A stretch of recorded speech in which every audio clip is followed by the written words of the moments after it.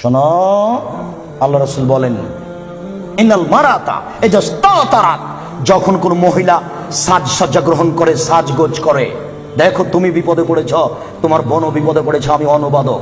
তিনি বলেন যখন কোনো মহিলা সাজসজ্জা করে, সাজগোজ করে, ঠোঁটে লিপস্টিক দেয়, পাউডার মাখে, মারাবে মাজলিসিন, তারপরে পুরুষের পাশ দিয়ে হেঁটে যায়, তাই কেদা কেদা জানিয়ে ও ব্যভিচারণী, ও ব্যভিচারণী, ও ব্যভিচারণী।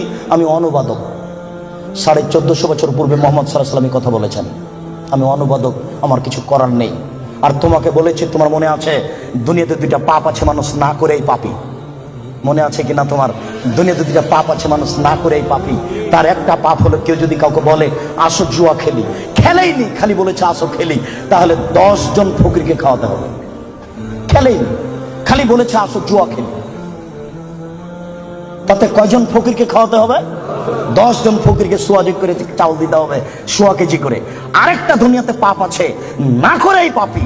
আল্লাহ রাসূল বলছেন কোন মহিলা যদি সাজগোজ করে, সাজসজ্জা গ্রহণ করে, ঠোঁটে লিপস্টিক দেয়, পাউডার মাখে, মারাবে মাজলিসিন, তারপরে পুরুষের পাশ দিয়ে হেঁটে যায়, তারপরে পুরুষের পাশ দিয়ে হেঁটে যায়, তাই কেদা কেদা জানিয়ে ও ব্যভিচারণী, ও ব্যভিচারণী, ও ব্যভিচারণী, ও জেনা করেইনি। আমি অনুবাদক, আমার কিছু করার নেই, আমি নতুন ভাবে কিছু বলতে পারি না।